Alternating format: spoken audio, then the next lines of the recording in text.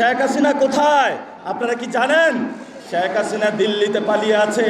দিল্লি তাদেরকে আশ্রয় দিয়ে বাংলাদেশে নির্বাচন বানচালের প্রচেষ্টা করছে।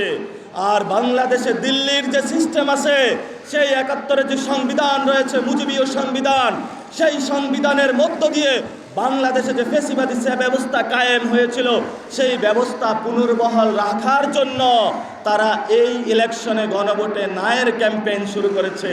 রাস্তায় যাচ্ছিলাম, বললাম আপনি চাঁদাবাজির বিরুদ্ধে, বললো হ্যাঁ।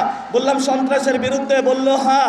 এক বিএনপি বলল তবে আমি গণভোটে আমি হায়ের পক্ষে থাকতে পারবো না, আমি নায়ের পক্ষে থাকবো। ওই না হলে নাকি সংবিধান থেকে বিসমিল্লাহ চলে যাবে। ধর্মীয় রাজনীতি তারা শুরু করেছে।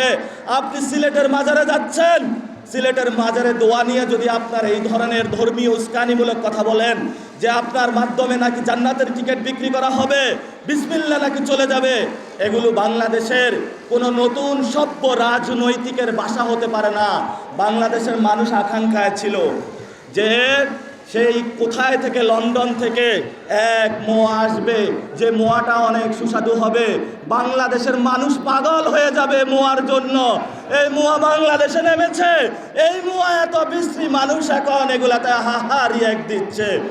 আমরা এই যে লন্ডনের যে মোয়া আমাদেরকে খাওয়াইতে চাচ্ছে, আমরা এখনো বলি এখনো তো জনগণের কাছে যায়নি, এখনো হলো লাল বাসের ভিতরে পুতুলের মতন আছে।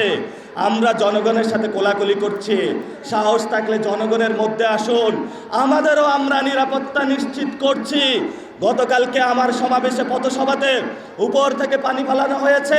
আমি যখন বলছিলাম যে বাংলাদেশে চাঁদাবাজি চলবে না, বাংলাদেশে সন্ত্রাসী চলবে না, বাংলাদেশে কোনো দুর্নীতি চলবে না, তখন আমাদের উপরে প্রথমে ময়লা পানি নিক্ষেপ করা হয়েছে। আবার তারা কি করলো? আমাদের উপরে ডিম নিক্ষেপ করা হয়েছে। আমরা উপরে তাকিয়ে বললাম আল্লাহ তোমাদেরকে হেদায়েত দান করুক, আমরা 12 তারিখে পর্যন্ত অপেক্ষা করব। 12 তারিখের পরে ইনশাআল্লাহ আমরা প্রত্যেকটা চাঁদাবাজকে ধরে ধরে প্রশাসনের হাতে তুলে দেব। 12 তারিখের পরে যে জায়গায় দুর্নীতি হয়েছে সকল দুর্নীতিবাজকে আমরা প্রশাসনের হাতে তুলে দেব। আমার ভাইয়ের উপরে জায়গা রাগ করেছিল, প্রত্যেকটা সন্ত্রাসীকে ধরে ধরে আমরা প্রশাসনের হাতে তুলে দেব।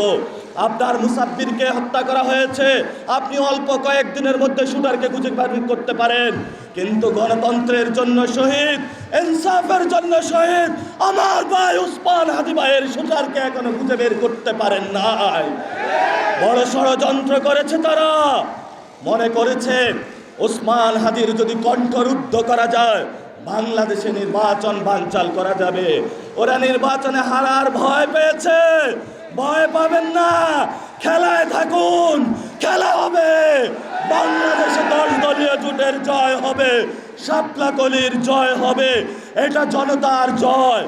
অনেকেই তো পাগল হয়ে বলে দিয়েছে যাক বিরোধী দলীয় হলেও সমস্যা নাই। আরে বিরোধী দলীয় যে হবেন তা তো শেখ হাসিনার আমলে আপনাদেরকে আমরা বিরোধী দল হিসাবে দেখেছি। সেই বিরোধী দলে গুলশানে বসে বসে আঘাত করেছিলেন। এই নয়া পল্টনে আমার বিএনপির ভাইরা গুলি খেয়েছে, গ্রেনেড খেয়েছে, সাউন্ড গ্রেনেডের আঘাতে অনেক বাবা চলে গিয়েছিল, ইলিয়াস আলী গুম হয়েছিল, আমাদের অসংখ্য ভাই বাংলাদেশে বিএনপির বাইরে নির্যাতিত হয়েছিল। ওই একটা দিনও তো আপনারা তাদের কথা বলেন না। যাদের রক্তের উপরে দাঁড়িয়ে ঋণ খেলাপিদের নমিনেশন দিচ্ছেন, যাদের রক্তের উপরে দাঁড়িয়ে দ্বৈত নাগরিকদেরকে বিদেশ থেকে আইসা নমিনেশন দিচ্ছেন, এই মানুষগুলার বদদোয়ায় আপনারা ছারখার হয়ে যাবেন। আমরা সর্বোপরি বলতে চাই আমাদের ইশতেহার এখানে বড় না। সবাই এখন একটি প্রোপাগান্ডা চালু করে দিয়েছে যে এই ছেলে শুধু বিরোধী কথা বলে, তাহলে এই ছেলে নেগেটিভ কথা বলে, পজিটিভ কথা বলে না কেন? পজিটিভ কথাটা হলো আমরা চাঁদাবাজদের এখান থেকে উচ্ছেদ করতে চাই, এটাই বাংলাদেশের পজিটিভ কথা। দুর্নীতিকে উচ্ছেদ করতে চাই, সন্ত্রাসকে উচ্ছেদ করতে চাই, কারণ এই সব সন্ত্রাসীদের কারণে আমার কোনো আর ওসমান হাদি ভাই যেন শহীদ না হয়।